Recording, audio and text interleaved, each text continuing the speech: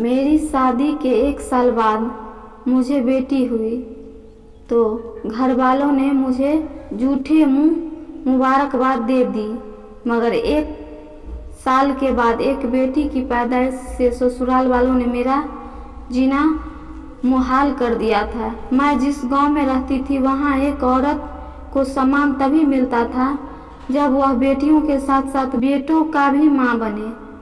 जब मेरी 5वीं बेटी हुई तो मेरे पति ने बेटी को देखा तक नहीं और पति और सास मुझे हॉस्पिटल में अकेला छोड़ दिए। जब तबीयत ठीक हुई तो मैं बेटी को लेकर हॉस्पिटल से घर के लिए निकली। हॉस्पिटल के सामने एक गरीब बूढ़ी औरत बैठी हुई थी जो मुझे देखकर खुश हुई और बेटी को मांगने लगी। मैंने बेटी को दे दिया तो बोली, परेशान मत हो, एक दिन तेरा पति तुझे जरूर मानेगा। मैं थोड़ा सा मुस्कुराई। उसके बाद मैं रोते हुए घर चली आ गई। पति ने मेरा स्वागत थप्पड़ मार कर किया था। सास ने मुझे मेरी बेटी को लेकर बिस्तर पर पटक दिया और कामों को मेरे हाथ में पकड़ा दी। मेरी जेठानी जो 4 बेटों की माँ थी, बात बात पर बेटों की माँ होने की रौब जमाया करती। मैं खामोशी से सब्र की घूंघट पीती रही। जिंदगी गुजरने लगी। मेरी बच्चियों को दादी और बाप का प्यार नहीं मिला। अक्सर मैं सोचा करती थी कि बेटी भी तो भगवान की बनाई हुई होती है।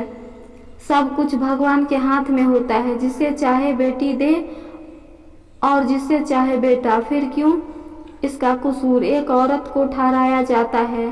धीरे धीरे समय बीतता गया। मैं फिर से प्रेग्नेंट हो गई। 5 बेटियों के बाद इस बार मेरा भी मन था कि भगवान मुझे बेटा दे, ताकि इस बार मैं सास और पति के भरोसे पूरा उतर सकूं।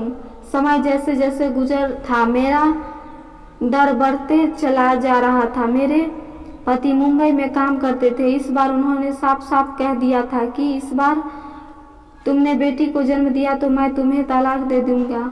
उनकी इस धमकी से मेरा पूरा शरीर कांपने लगा था। मैं पूरा दिन रोती रहती और भगवान से प्रार्थना करती, पर शायद मेरी मुसीबत अभी खत्म नहीं हुई थी। उस रात हॉस्पिटल में जब मुझे होश आया तो नर्स मेरे सर के पास खड़ी थी। मुझे होश आता देख मुस्कुराते हुए बोली, मुबारक हो, आपने एक प्यारी सी बेटी को जन्म दिया है। उसके ये शब्द मुझे सदमे में ले जा चुकी थी। मेरी आंखों से आंसू बह रहे थे। एक बार फिर से मैं और मेरी बेटी एक खतरनाक पाप की सजा भुगतने वाले थे। मेरा दिल चाह रहा था कि मेरी सांस यहीं रुक जाए और मैं इस मुसीबत से बच जाऊं, मगर यह मुमकिन नहीं था। मेरी नन्ही बेटी रो रही थी और मैं इसे सीने से लगाकर रो रही थी। काश यह किसी और के यहाँ जन्म ले ली होती। यहाँ बेटे की सूरत मेरी गोद में डाल दी जाती, लेकिन मैं भगवान की राय में राजी थी। यह 6 फूल मुझे मेरी जान से बढ़कर थी। मगर अब मैं अपनी पति और सास से तंग आ गई थी। हॉस्पिटल के बाहर बैठी बूढ़ी औरत मेरी हालत देखकर इस बार उसने मेरी बेटी को नहीं मांगी थी, बल्कि दुआ देते हुए बोली, भगवान पर से कभी उम्मीद मत छोड़ना, बहुत जल्दी तुम्हारे दिन फिर आएंगे।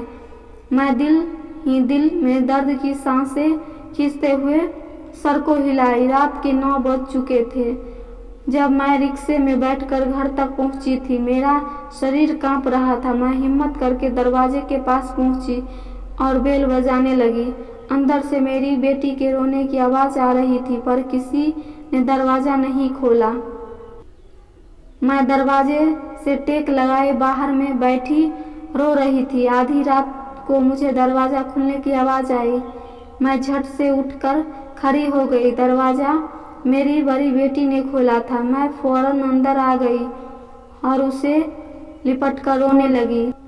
मेरे ना होने पर उन 5 ने न जाने कौन कौन से जुर्म बर्दाश्त किए होंगे। मेरे पति बेखबर सो रहे थे।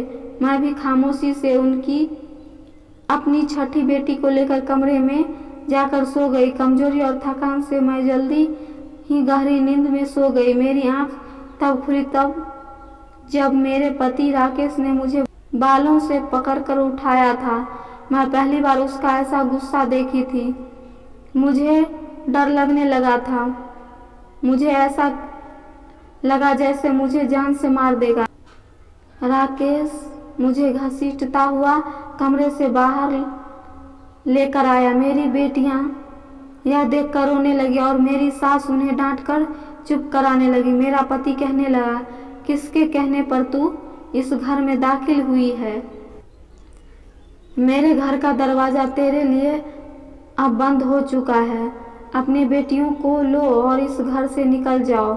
मेरी सास भी मेरी बेटी को धक्का देकर घर से निकालने लगी। मैं हाथ जोड़कर उनके कदमों में गिर गई। ये घर ही मेरा सब कुछ था। मैं 6 बेटियों को लेकर आखिर कहाँ तक जाती। मेरा पति घर से निकाल चुका था।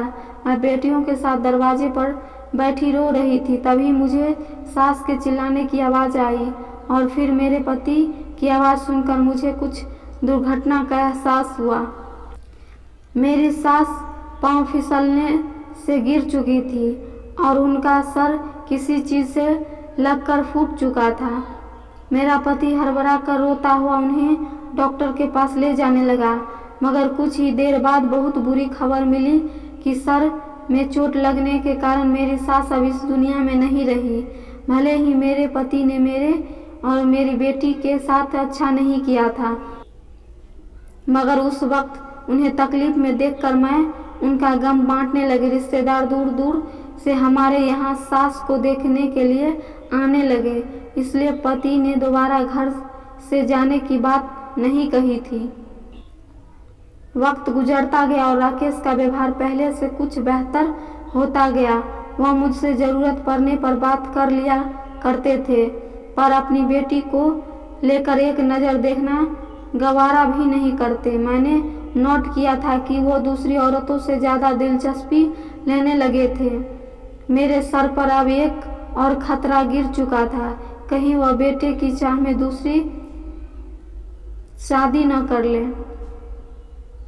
मेरी बेचैनी दिन ब दिन बढ़ती चली जा रही थी और एक ऐसा भी आया जब मेरा सोचना सही साबित हो गया। मेरा पति मेरे पास आया और संजीदा शब्दों में बोला, मम्मी को गुजरे 6 महीना हो गए हैं और मुझे अब वापस मुंबई भी जाना है। मैं मुंबई जाने से पहले दूसरी शादी करना चाहता हूँ, क्योंकि तुम तो बेटियाँ पैदा करने की मशीन बन बैठी हो।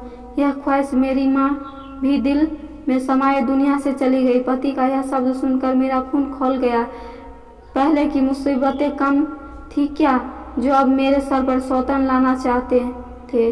मैं उन्हें समझाने लगी, पर वो उल्टा सोच रखने वाले इंसान मेरी बात कहाँ सुनते। उस रात मैं बहुत रोई। मुझे मेरी जिंदगी बोझ लगने लगी थी। दिल चाह रहा था मैं खुद को इस दुनिया से आज़ाद कर दूं, मगर अब जब ख्याल अपनी बेटियों की आती तो फिर इस इरादों को भूल जाती। सुबह हुई तो मेरा शरीर बुखार से तप रहा था। पहले तो पति ने ध्यान नहीं दिया, मगर जब मेरी तबीयत ज़्यादा बिगड़ने लगी तब मुझे डॉक्टर के पास ले गए। मुझे हैरानी तब हुई जब डॉक्टर ने कहा, तुम माँ बनने वाली हो। उसके ये शब्द मुझे कोई खुशी नहीं दे रहे थे, बल्कि उल्टा मेरी मुसीबतें और बढ़ा रहे थे। मेरे पति को आज रात वापस मुंबई जाना था। जब उसने ये खबर सुनी तो मुझे खामोशी से घर ले आया।